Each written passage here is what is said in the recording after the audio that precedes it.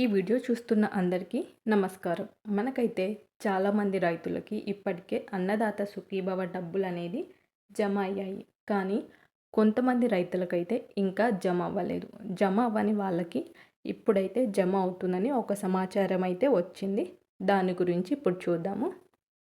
అన్నదాత సుఖీభవ పథకం కింద సహాయం అందని రైతుల నుండి ప్రభుత్వం గ్రీవెన్స్లను స్వీకరించింది. వ్యవసాయ శాఖ ఇచ్చిన గ్రీవెన్స్ గడువులో దాదాపు 10,000కు పైగా దరఖాస్తులు వచ్చాయి. వీటిలో అత్యధికంగా శ్రీకాకుళం జిల్లా నుండి 1,200కి పైగా రైతులు అభ్యంతరాలు తెలిపారు. గ్రీవెన్స్ల సమస్యలను పరిష్కరించిన తర్వాత అర్హులైన రైతులకు త్వరలో నగమవుతుందని అధికారులు స్పష్టం చేశారు.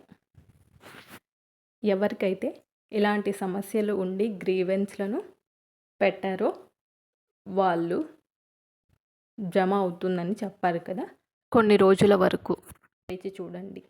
ఇలాంటి మరెన్నో సమాచారాల కోసం మన ఛానల్ని సబ్స్క్రైబ్ చేసుకోండి.